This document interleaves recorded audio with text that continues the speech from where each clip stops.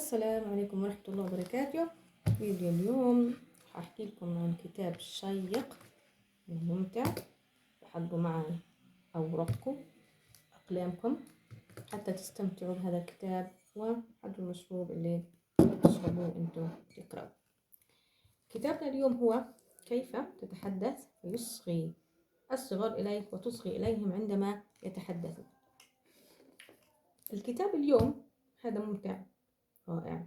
الهدف منه أن يكون عندك دليل عملي كيف تتواصلي بشكل إيجابي مع الأطفال، وبنصحكم يكون معكم دفتر تركزوا تسجلوا الملاحظات اللي هتستفيدوا فيها من الكتاب، أو تعلموا النقاط المهمة الموجودة بالكتاب حتى ترجعوا لها كل فترة. الكتاب يحتوي على تقريبا 385 صفحة، لكن هو عبارة عن دليل عملي حتى نتواصل بشكل إيجابي مع أطفالنا. كيف نتحدث معهم بطريقة تخليهم يستمعوا إلنا ويشعروا بأنه إحنا بنفهمهم من دون صراخ أو استخدام العنف معهم.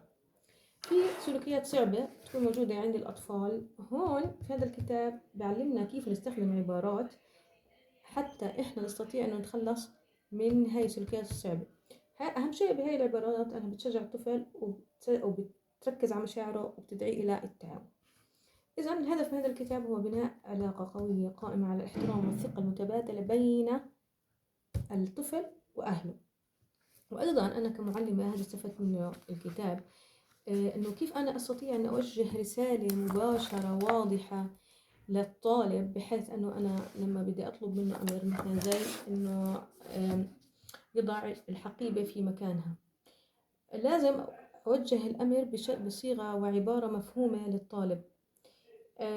كمثلا الحقائب موضوعة على في مكانها المخصص، الكتاب داخل الشنطة.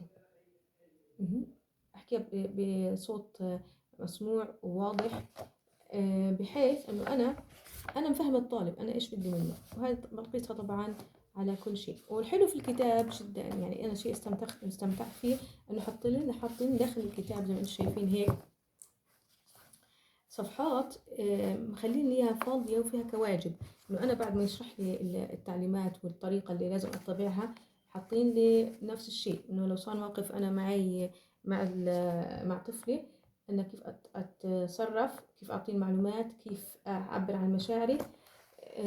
رائع الكتاب. وكمان الجميل فيه إنه في صور زي ما أنتم شايفين. هاي الصور بيكونوا حاطين له الاشي، مثلا انه كيف انا لو حكيت معهم بطريقة مش صحيحة كيف اعدل واحكي بالطريقة الصحيحة. فالكتاب خطه كمان كبير واضح، في تمرينات، بعدين في ملخص بيعمل لك كل نهاية كتاب، كل نهاية فصل ملخص بشو انا لازم التزم حتى احقق هذا الهدف اللي بدي اياه. مثلا انه انا عندي هدف انه ترغيب الولد في التعاون، حطيت اخر شيء حطيت لي كل التعليمات اللي لازم انا اقوم فيها حتى انا اشجع الولد على التعاون. اول شيء بقول لي صفي ما تريدين او صفي المشكله. مثلا توجد منشفه مبتله فوق السرير، هذا للاطفال اللي مثلا دائما فوضجيين بزتوا اغراضهم.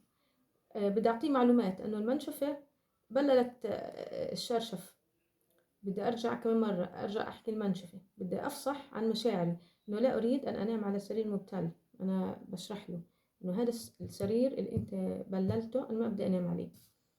بعدين برجع بكتب ملاحظاتي. طبعا تربية الأطفال تحتاج إلى صبر، وتحتاج إلى مش والله نحكي لهم مرة بردوش فيأس، تحتاج إلى صبر. هذا الكتاب بيعطينا الخطوات العملية اللي هيكون فيها السر بأنه الطفل يستمع لأبويه من دون أي صراخ أو ضرب. أنصحكم في قراءة هذا الكتاب، وأنصحكم بشراءه والاحتفاظ فيه وتطبيق الأشياء الموجودة فيه. وأنا كمعلمة طبقت الأشياء الموجودة فيها وفعلا شعرت بالفرق.